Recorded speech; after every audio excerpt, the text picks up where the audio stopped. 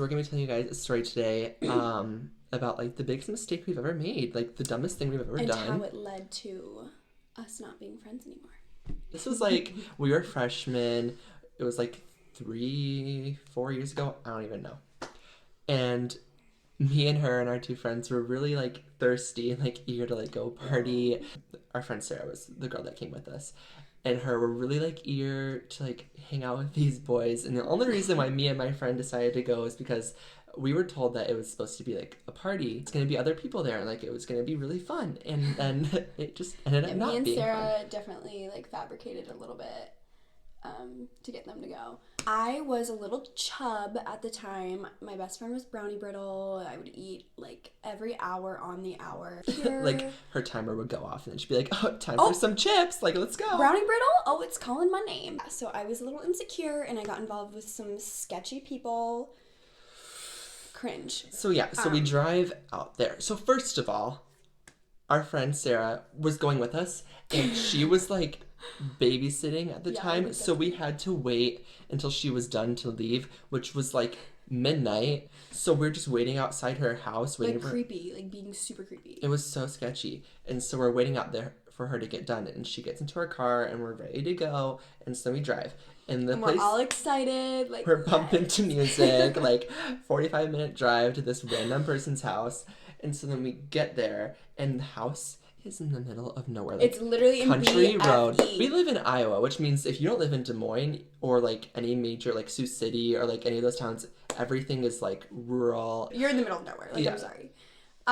And so like they're kind of sketched out at this point because the boys like aren't really texting. They're like, "Oh, don't come yet, don't come yet." It's like 2 a.m. Like, what are you talking about? When can we come in? And we get in a big fight, and I throw a tantrum because that's what I do. I'm such a brat, and she like storms out of the car and she's like, "You guys never want to do anything fun, and I just want to have fun for once in my life." I was like, "Calm down, girl. Like, we're only 15 years old. Oh my God. We shouldn't even be doing this." And so then we decide to go to Casey's and chill out and get some snacks. And our friend, I get a whole bag of donuts. I eat my whole bag of donuts. We pig out.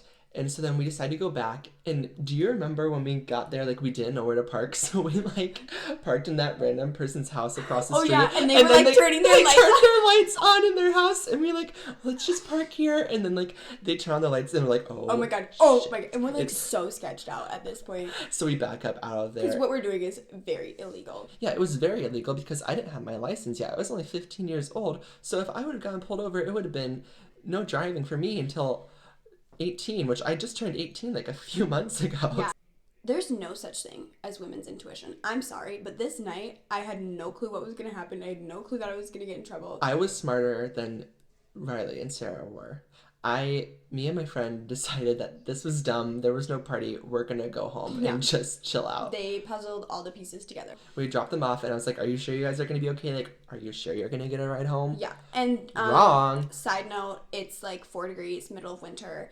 And me and Sarah are stuck outside for an hour. Outside this guy's house. Waiting. And we were like huddled up. Both of our phones are dead. So you had no way of knowing when he was going to let you in. Yeah, we were like literally contemplating walking home in the winter.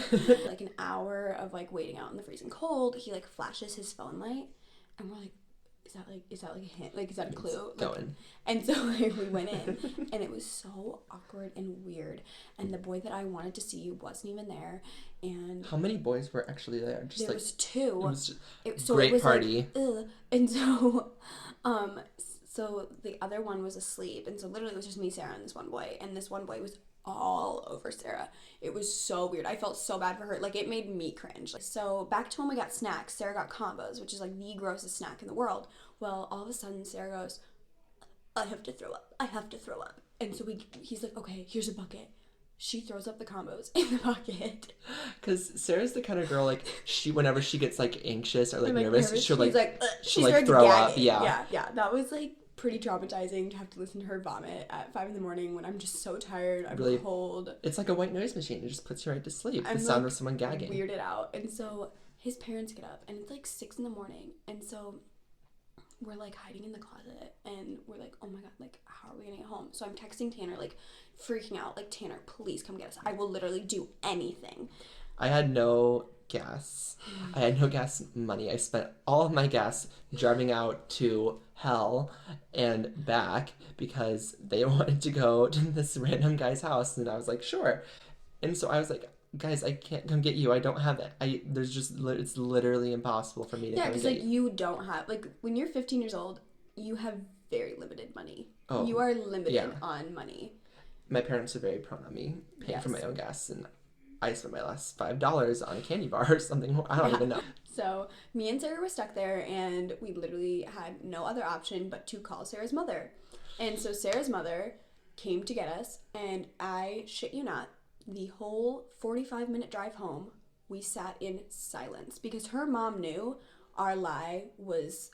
She knew You it was a lie. lied saying, We we didn't prepare beforehand. Like we did a little bit, but like when she was like asking me all these questions, I was like, and I don't like lying to other parents. Like I was very uncomfortable. And so Sarah's phone died on the way home, and I was texting Sarah. I did not receive a text back from Sarah until later that night when she was like, I'm grounded, like da da da da.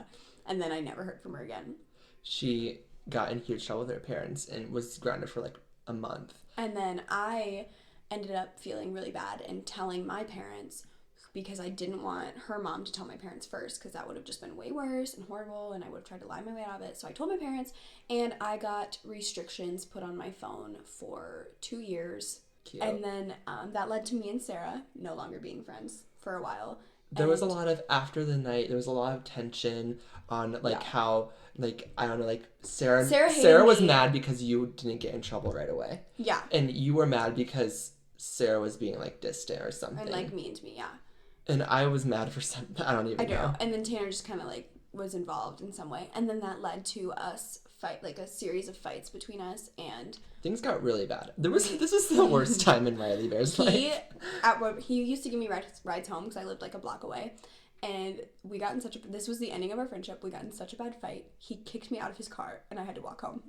I was like, blah, blah, blah. You're such a bad friend. Like, you're the worst friend Time ever. out. Have you ever heard me freak out more in my life? No, she probably should have gone to like a psychiatric hold. Like she needed help after she screamed. I literally went ballistic. Like I'm not veins sure. were popping in I my don't know neck. how you didn't rupture your vocal cords. Like- like she screamed at the top of her lungs, and I was like, I just can't wait He for you was- to get out of my car. And He so was she, like, literally shook. He was so shook. And I was shook. his face was just like, oh my god. What did I poked the bear, Riley Bear, and so she got out of my car and she And walked walked home, home. and that was the last time we talked to each other for like For months. For Three months. like 3 months. yeah, friends. And then it was really stupid because when we became friends again, we like tried to act like we hated each other in the hallway. we got in this super long, huge fight, and everyone that we were like friends with had like a side on like who they like supported in the fight, and it was a big deal. Everyone knew that we were fighting. It was like the talk of freshman year. Oh yeah, iconic. But here we are, That- YouTubing. Yeah, our obviously thing. we worked out our problems because I'm still a little bitter. Thanks for listening to our story. We hope you Yeah. get a laugh or a kick out of it and are just as embarrassed as we are. Oh my god, totally.